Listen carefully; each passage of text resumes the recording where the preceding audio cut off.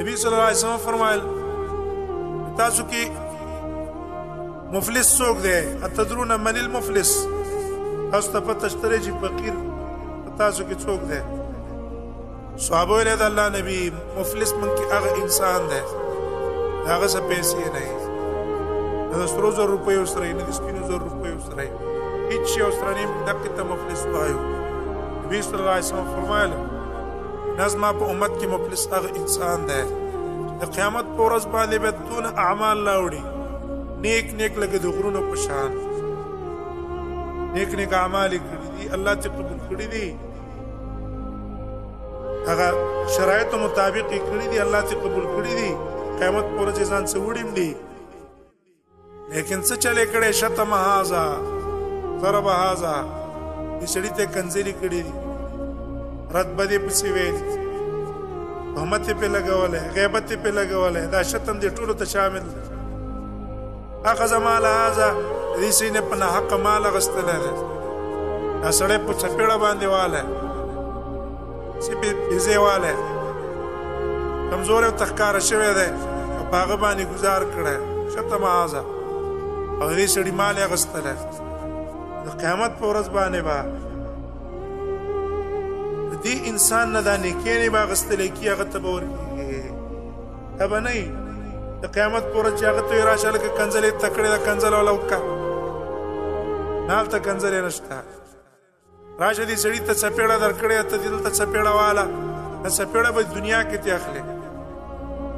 هلته آخرت کې به څپېړه نشته، آخرت کې بدلی چې کومې دا به په نیکیانو دی. د دې سړي نه دې مال اخیستلی دی، دا نشته چې مال وله ورکړه، مال به د کوم ځای نه وله ورکړي، مال خو به ټول پاتې، د هغې په بدله کې به د انسان نه نیکیانې اخیستلی کېږي، وایي دا نیکیانې به ترې لاړې شي، څه کسان به داسې پاتې شي ده به ورسه زیاتۍ او ظلم به کړی او د هغې حق به د کوم ځای نه ورکوي، نیکیانې خو ته لاړې، بیا به د هغې ګناهونه راواخیستلی شي، په ده به واچولی شي، ګناهونه به یې دونه درانه چې څه خو یې خپل هم دي، څه به یې د پردي هم راغله او د هغې په مقابل کې سره نیکیانې شته دی نه، پس د هغه نه به الله جهنم ته ورغورځوي. الله دې موږ تاسو دې نه وساتي. دې وجې نه دې جرم کې موږ اخته یو ډېر غټ نقصان دی. حسن بصري رحمه الله هغه ته یو تن راغی او ته ویې ویله وایي تا زما غیبت کړی دی، هغه ورته وویل چې ته زما په نس باندې خو ډېر محترم او عزتمند د مور او پلار نه نه، زه نیکیانې تاله درکړم او مور او پلار له ولې نه ورکړم؟ نه غیبت باندې خو د انسان نه نیکیانې اخیستلی کېږي، زه ولې خپلې نیکیانې تاله درکړم چې تاله یې درکړم مور او پلار له ولې نه ورکړم؟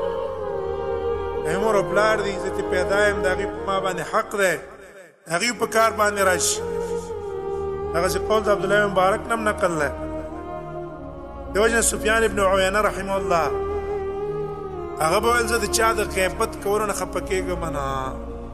که مثلا موږ تاسو پسې چا خبره وکړه پلانکي در پسې غیبت کړی دی، پلانکی در پسې خبرې کوي، د دې خبرو موږ تاسو هېڅ پروا ونه ساتو، کله معامله د رب سره صحیح وه، رب سره معامله صحیح وه، د هغه سره تعلق جوړو او د هغه خوف او خشیت موږ ستاسو په زړه کې وو، خلکو خبرو پروا به موږ بیا ساتو نه پروا بیا نه کوو. سفیان ابن عیینه هغه هم د دې پروا نه ساتله، هغه به زه دا خوښ ګڼم چې خلک ما پسې خبرې کوي، ما پسې لګیا وي. سفیان ثوري خوچه سړی دی، خراب سړی دی، بد اخلاقه سړی دی، دوکمار دی، خائن دی، فلان دی، هلار دی ما پسې لګیا وي، چې کله دا صفات په ما کې نه وي، ولې وایي وجه دا ده دې څه زما ګناهونه رژېږي، ما نه به ګناهونه په دې ورژېږي. د دې وجه د چا د خبرو د وجه نه موږ تنګ را نه شو. بعض انسان داسې دماغ یې تنګ وي، لږ خبرو ته راغی چې پلانکو در پسې خبرې کړي، په ده باندې سره وخت تېرېږي نه، سم دواره هغه سره خبره راچوي، سره یې راچومه، لګیا دي. عزت او ذلت ته د الله لاس کې دی، نه څوک چاله عزت ورکولی شي چې الله ول عزت نه یې ورکړی، او نه څوک چاله ذلت ورکولی شي چې الله هغه ذلیل کړی نه. د وجه نه غیبت ته ډېر لوی جرم دی، موږ معاشره اکثر په دې باندې مبتلا ده. الله دې عافیت معاملوي.